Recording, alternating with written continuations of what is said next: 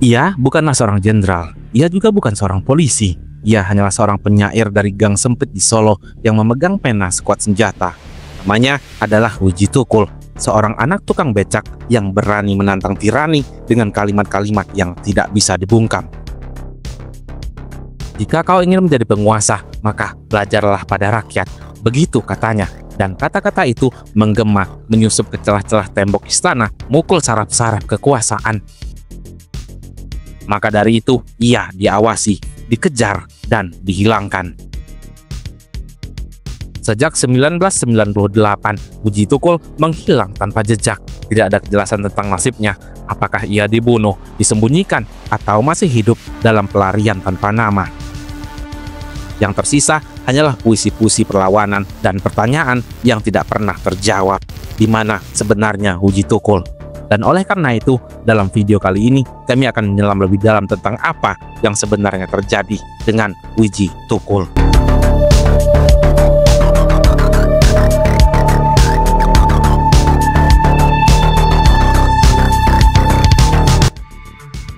Ji Widodo, nama aslinya, lahir pada 26 Agustus 1963 di Kampung Sorogenen, Solo, sebuah kawasan sederhana yang dihuni oleh para tukang becak dan buruh.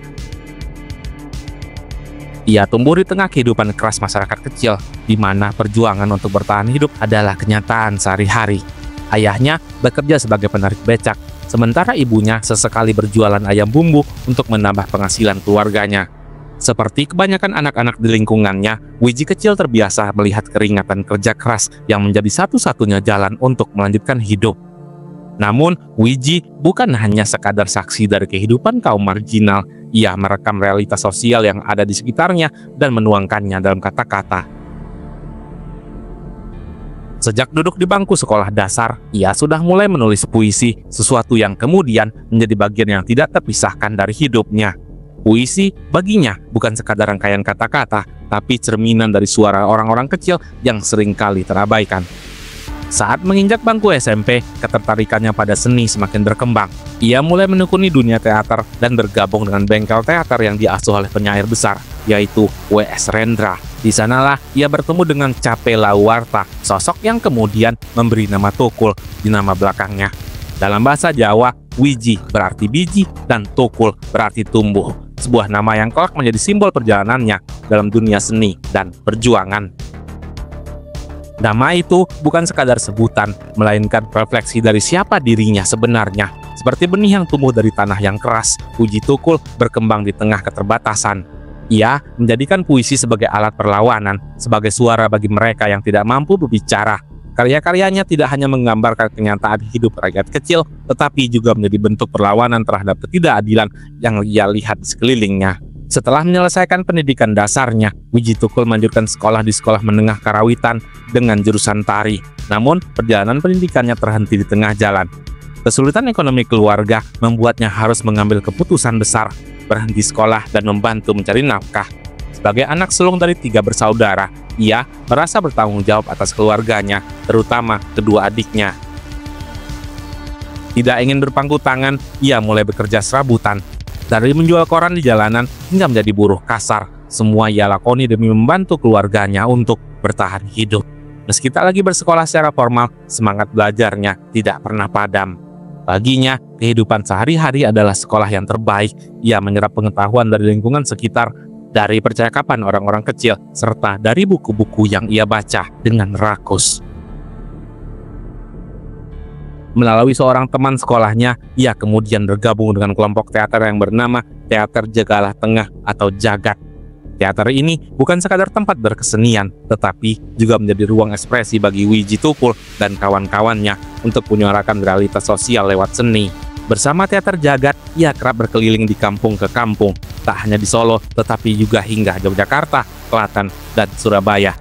Mereka mengamen puisi, membaca syair-syair perlawanan dengan iringan musik tradisional seperti rebana, gong, suling, kentongan, hingga gitar.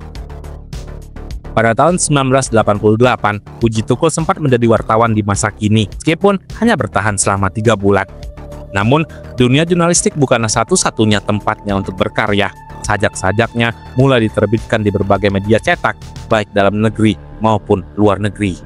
Di Indonesia, Karyanya pernah dimuat di Suara Pembaharuan, Bernas, Surabaya Post, dan Merdeka. Sementara di luar negeri puisinya muncul di Inside Indonesia, keasal dari Australia, serta Tanah Air yang berasal dari Belanda. Tidak hanya itu, karya-karyanya juga menghiasi berbagai penerbitan mahasiswa seperti Politik Universitas Jakarta, Pijar Universitas Gadjah Mada, dan Keadilan yaitu Universitas Islam Indonesia Yogyakarta. Namun, dibandingkan dengan sajak-sajak yang dipublikasikan secara resmi, lebih banyak karyanya yang beredar secara fotokopian disebarkan dari tangan ke tangan di antara teman-teman dan orang-orang yang mengaguminya.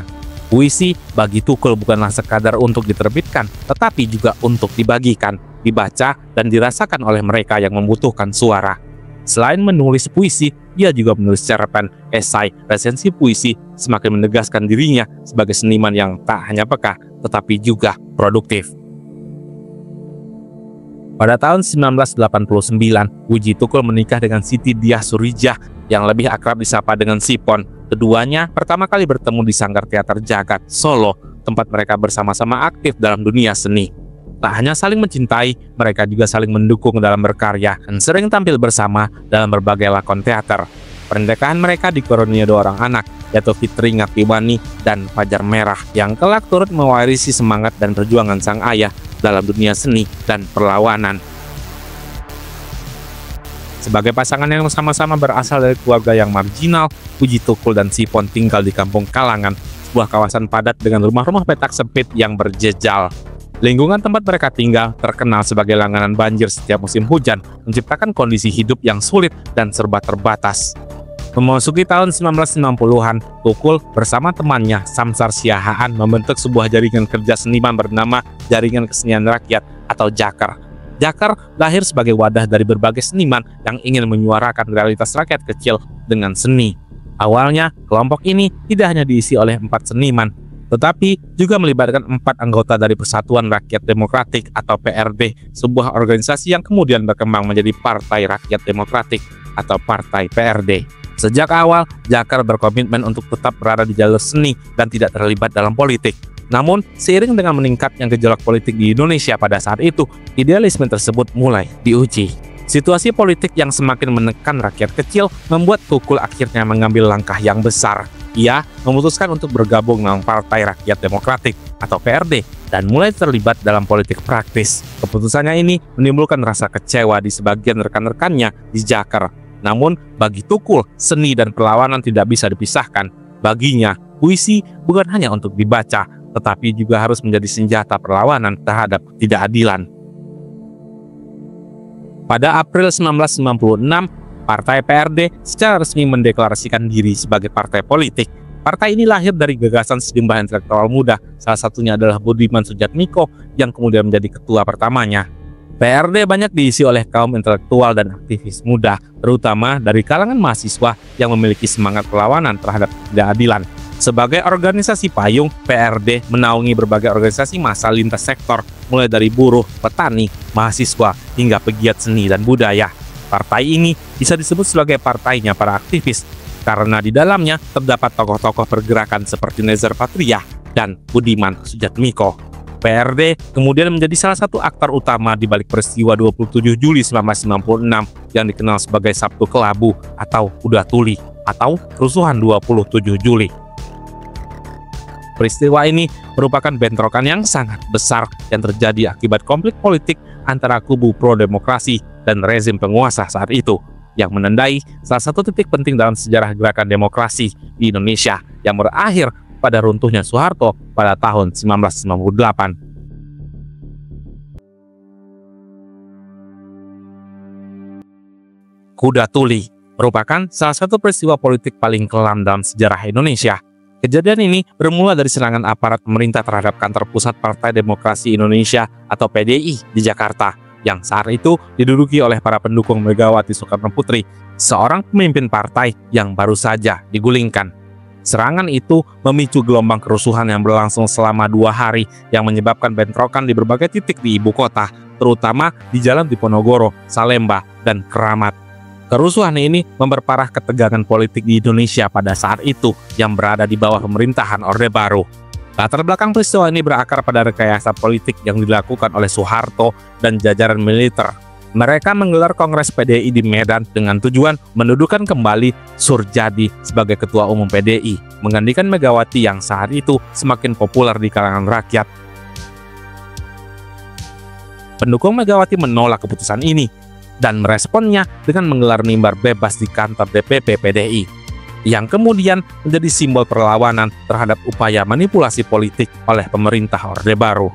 Serangan terhadap kantor PDI dan pecahnya kerusuhan menjadi titik balik penting dalam perjalanan politik di Indonesia.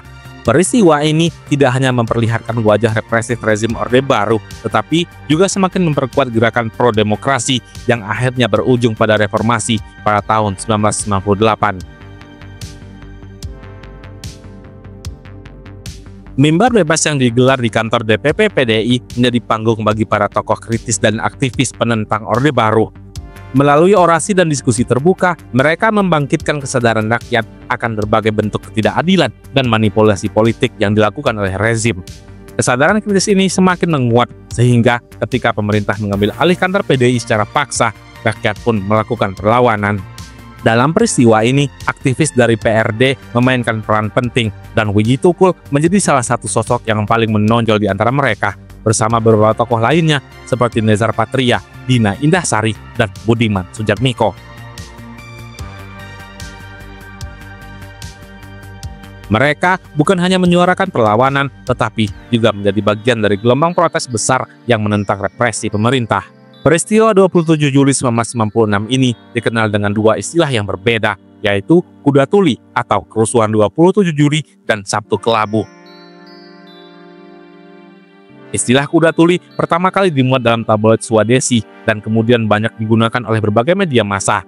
Bahkan, Majen TNI von Prof. Dr. Suhardiman SE turut menggunakan istilah ini dalam salah satu bukunya yang menandakan betapa besarnya dampak peristiwa ini dalam sejarah politik Indonesia.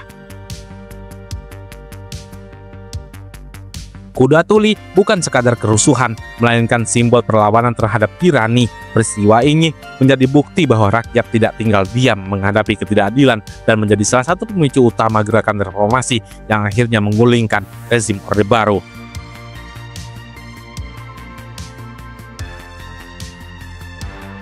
Istilah Sabtu Kelabu merujuk pada harinya yang terjadi pada peristiwa 27 Juli 1996 yang jatuh pada hari Sabtu. Kata kelabu digunakan untuk menggambarkan suasana gelap yang menyelimuti panggung politik Indonesia saat itu. Tidak diketahui secara pasti siapa pencetus istilah ini, namun istilah tersebut diyakini pertama kali beredar di forum-forum kecil di tengah masyarakat sebelum akhirnya dikenal secara luas. Akar dari peristiwa kelam ini berawal dari perebutan kursi Ketua Umum Partai Demokrasi Indonesia yang saat itu Megawati Soekarnoputri yang juga menjabat sebagai anggota DPR membawa harapan baru bagi PDI dan berhasil menarik dukungan elektoral yang sangat besar menjelang pemilu. Dalam Kongres PDI di Surabaya pada 2 hingga 6 Desember 1993, Megawati terpilih sebagai Ketua Umum, sebuah kemenangan yang menandai kebangkitan partai itu. Namun, pemerintah Orde Baru di bawah kendali Soeharto melihat Megawati sebagai ancaman. Rezim yang berkuasa saat itu tidak menghendaki lahirnya pemimpin oposisi yang kuat. Untuk menghadang Megawati, pemerintah mendukung diadakannya Kongres PDI di Medan, yang kemudian menetapkan Surjadi sebagai Ketua Umum versi pemerintah. Keputusan ini membuat PDI terbelah menjadi dua kubu. Satu mendukung Megawati, sementara yang lain berpihak pada Surjadi yang mendapat restu dari pemerintah. Perpecahan ini semakin memperuncing konflik politik yang akhirnya meledak pada peristiwa Kuda Tuli, ketika aparat menyerbu kantor DPP PDI yang saat itu masih dikuasai oleh pendukung Megawati. Konflik internal partai PDI semakin memanas, hingga pada akhirnya mencapai puncaknya pada 27 Juli 1996, yang pada hari itu masa pendukung Surjadi menyerbu kantor DPP PDI di Jalan Diponegoro yang pada saat itu masih dikuasai oleh kubu Megawati Soekarnoputri.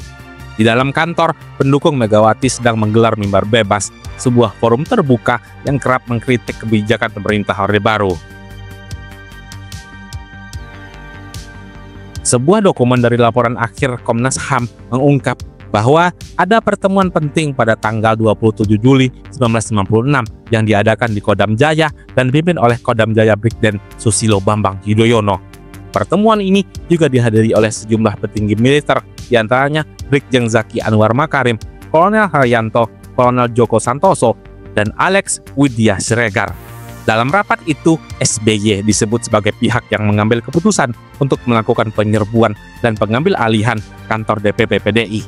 Operasi ini pun akhirnya dieksekusi oleh Kodam Jaya yang berujung pada bentrokan besar dan kerusuhan yang meluas di berbagai titik di Jakarta.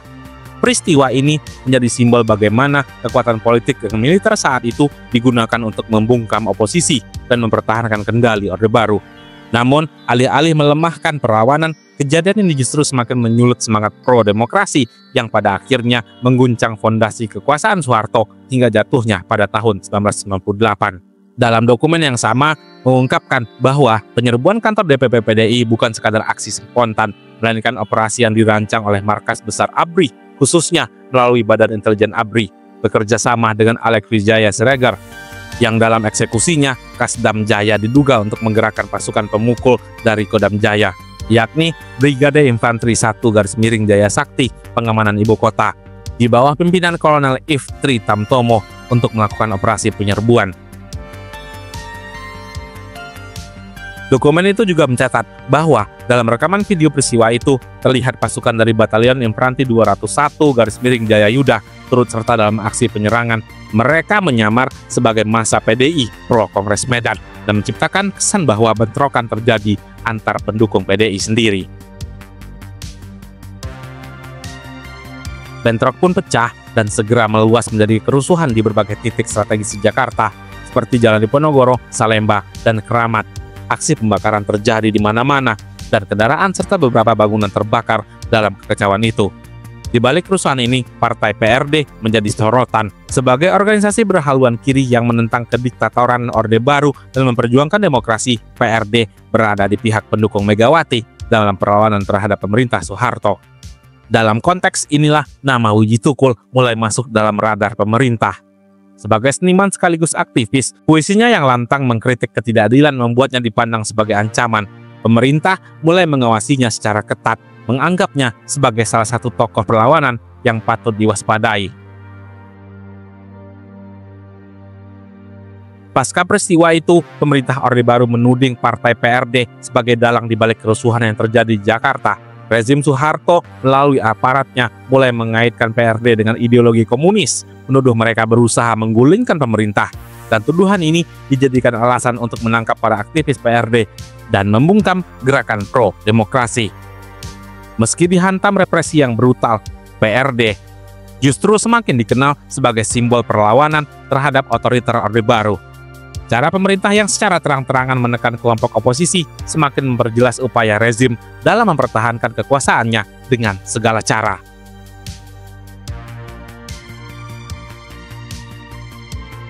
Sejumlah tokoh PRD seperti Budiman Sujatmiko, Petrus Haryanto, dan Andi Arief ditangkap dan dijatuhi hukuman yang sangat berat dengan tuduhan yang supresif. Mereka dijadikan contoh untuk menakut-nakuti kelompok pro-demokrasi lainnya. Namun, represi ini tidak berhenti di situ.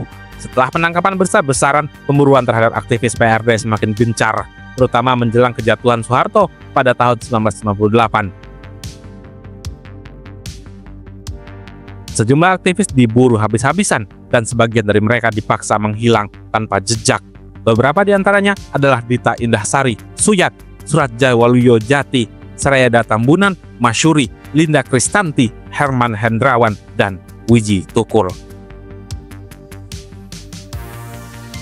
Dan hingga hari ini, nama-nama itu tidak pernah ditemukan. Mereka menghilang di tengah ketakutan dan tekanan rezim, menjadi bagian dari daftar panjang korban penghilangan paksa di era Orde Baru di bawah kepemimpinan Soeharto.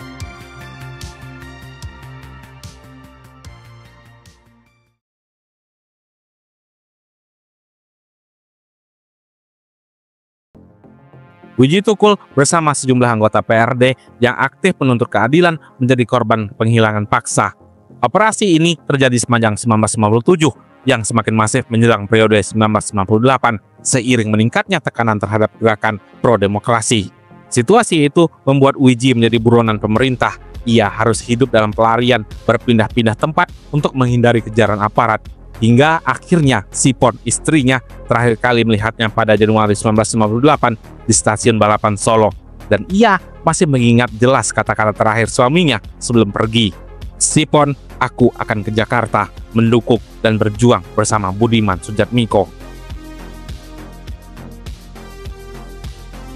Setibanya di Jakarta, Wijitukul disembunyikan di beberapa tempat oleh rekan-rekan seperjuangannya, dan sejak saat itu tidak ada lagi yang pernah melihat atau mendengar kabarnya. Ia menghilang begitu saja, lenyap dalam gelapnya represi politik. Bahkan hingga Sipon menutup usia, jawaban tentang keberadaan suaminya tidak pernah terungkap. Namun, perjuangan Wijitukul tidak pernah benar-benar hilang. Puisinya tetap hidup, suaranya tetap menggema, dan namanya tetap menjadi simbol perlawanan yang tidak bisa dibungkam. Di bawah rezim Orde Baru, mereka yang berani melawan otoritarisme seringkali menjadi korban. Sebagian di penjara, sebagian lagi dihilangkan tanpa jejak, dan termasuk Wijitukul.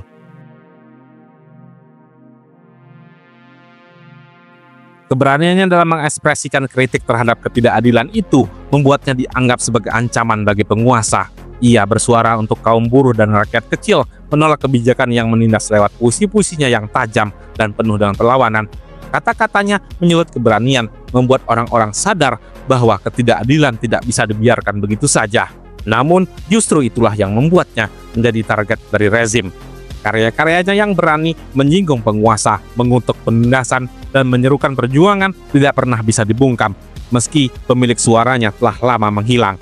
Sebagaimana tertuang dalam buku Kebenaran Akan Terus Hidup, sebuah kumpulan tulisan Wijitukul dan kisah orang-orang tentang dirinya, sosoknya terus dikenang. Buku ini bukan sekadar penghormatan bagi Wijitukul, tapi juga semua korban pelanggaran HAM yang hingga kini masih menunggu semua keadilan. Hilangnya Wijitukul dan para aktivis lain pada era reformasi 1958 bukan sekadar kebetulan. Ada dua faktor utama yang membuat jejak mereka begitu sulit ditemukan, yaitu kekacauan politik pada masa transisi dan situasi keamanan yang tidak stabil.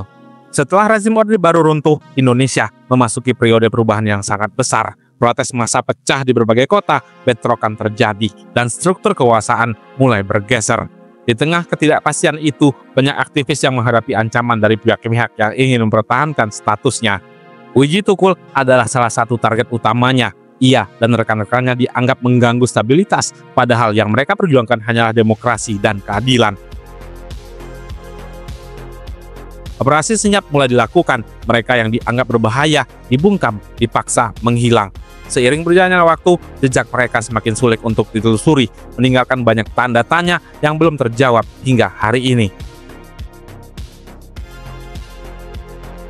Nasib Wijitukul hingga kini masih menjadi teka-teki, namun salah satu hal yang pasti, ia tidak pernah kembali.